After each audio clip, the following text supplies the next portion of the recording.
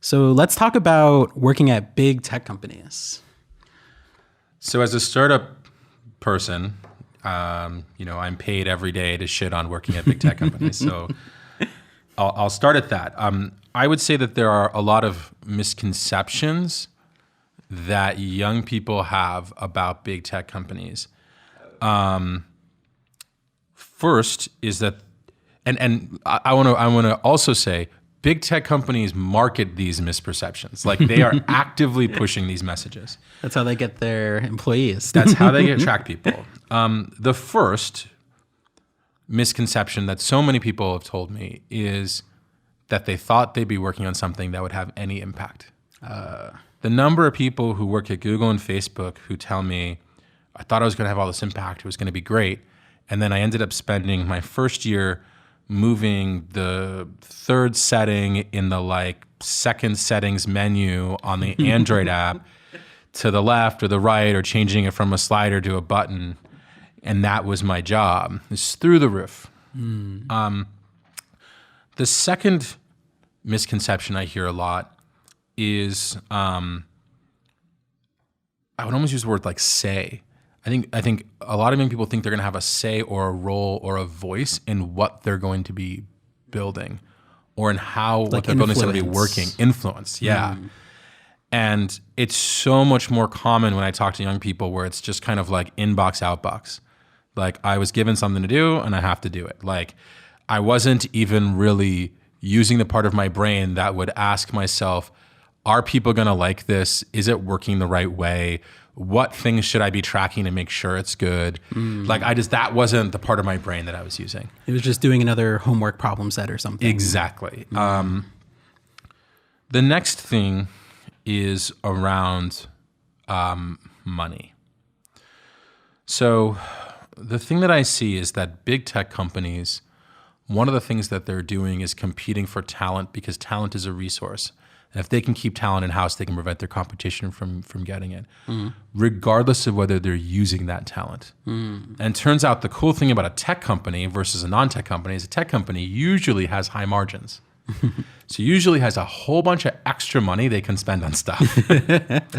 And for a lot of these tech companies, that's people, specifically programmers. And so the common trap that I will see from a founder is, I get a job at a big tech company. I move to the Bay Area.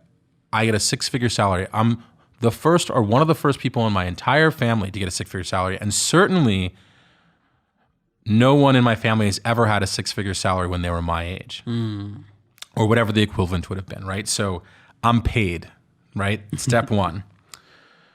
Step two, oh, wow, the Bay Area is way more expensive than I thought. I'm not saving very much money, especially because I'm around a bunch of young people who are paid, who have not much to do. So we're spending money. We're going on vacation. We're doing Airbnbs. We're not doing crazy things, but money is flowing. We're spending it as fast as we make it. Step three, every 6 months, I get a stock option grant or a stock option refresh that vests over 4 years. So I think to myself, that's kind of like my savings. Oh.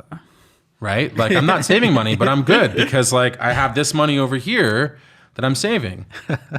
And then step four, oh wait, if I leave the company, that stock doesn't vest and my savings account goes to zero. That is designed. That flow is designed. The same mentality on how do you get a user to stay on YouTube, right? Autoplay the video, show recommended videos, autoplay the next recommended video. That same mentality is used on employees. How do we keep employees here? Now, if you want to be there, this is great, right? Do it, love it. If you don't want to be there, or you're not sure if you want to be there, you need to observe this happening to you so you understand what's happening to you.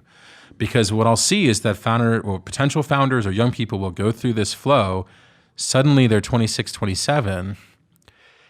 They thought maybe they want to explore startups, but now they're getting older. Now the things they have to spend money on are a little bit more expensive.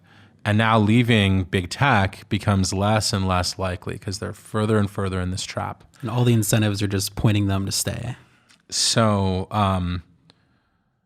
understand that the big company has created a system to retain you, and just make sure that you want to be a part of that system. I think on the flip side, if you want to be part of that system, that sounds great. I get a lot of money up front and money later. Seems like great. Totally agree. If that's what you want, great.